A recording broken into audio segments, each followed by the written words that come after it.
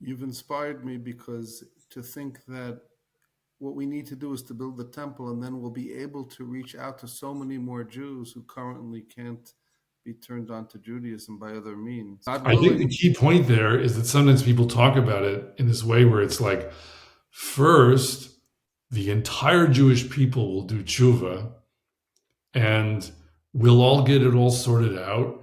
Everyone will, have a volume of Gemara under his arm, and you know, 9 mile long payas and everything else. And once everyone all has gotten in line, the magic starts. The temple falls from heaven. I mean, we, it's a caricature, but it's barely a caricature of how some people talk about this. So making it slightly less of a caricature to sharpen the point, I think there are a lot of people where the way they talk about this is we're not ready for the temple until we really get our ducks in a row, and it's such a divided nation. How can we ever do this? There's some truth to some of those arguments, and yet I think it's also quite clear that what it is to be a Jew will change as we start to have a temple, in the same way that it changed as we started to have the land again. And the same way that there are a lot of people who are Jews who make Aliyah and come to live in Israel to be with their people and to participate in the broader atmosphere of the Jewish nation, but they are not religious zealots, and they might not have been able to connect to those ideas by their inclinations, but they more easily can connect to the land and territory and national national atmosphere aspects. You get those people to become a part of the project by creating the opportunity for participating in a certain way. And I think that the Mikdash promises to function the same way. So it would be very foolish to think that the order of operations is, this is all off limits. We're not ready for it until every Jew, of their own accord, so to speak, or by some other process, figures out how to get, dot every I and cross every T, and is doing all 613 mitzvot, and then, this is somehow the icing on the cake. This is one of the things that Kadosh Baruch Hu wants us to do, and it, if we start doing it, I think we'll be dazzled by what it on its own can accomplish for unifying the nation and bringing more of the nation to a point of recognizing what there might be in Torah that does make sense. The connection you made between the festivals on October 7th and the temple is a dazzling connection. Unbelievable, incredible, because I've never heard anybody make that connection. And it really, when you follow the dots of that day, from the Gazans carrying out an attack in the name of the flood of the temple war, the temple flood war, and started out by doing it against people, Jews, who apparently many of them are searching for something beyond what they're getting.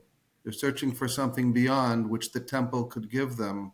I'm almost saddened to think of all those lost lives. It's terribly sad to think about in that regard, that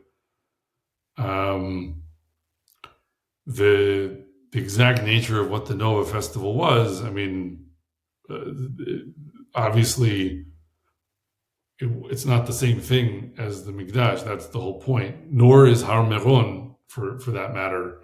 But Jews of different kinds get drawn into different kinds of activities like that, in part because there is an unmet need, right? There is an emptiness that people are trying to fill in their souls by having these group experiences that are somehow supposed to transport them or lift them out of this world in some way.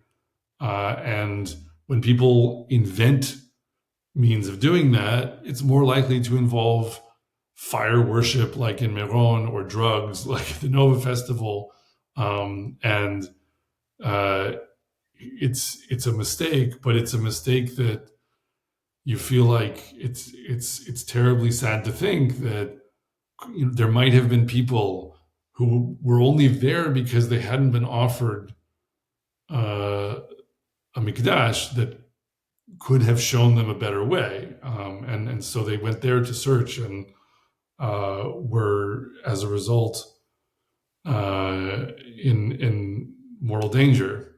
And so, yeah, I mean, I think we have to speak very carefully about these things, because when HaKadosh Baruch Hu sends us messages, I don't think that's the same thing as we are putting ourselves in some kind of position of understanding his judgments.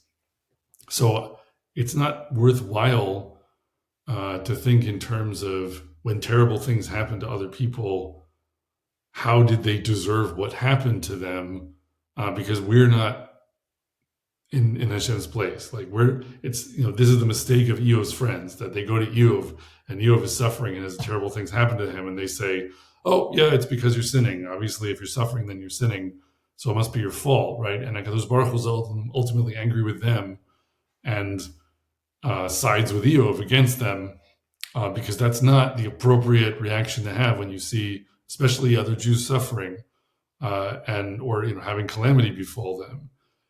And yet, I think at the level of, does HaKadosh Baruch Hu put his fingerprints on the details of history in order for us to sift through them and understand things about what he's trying to guide us to? I think you have to say, of course that's true.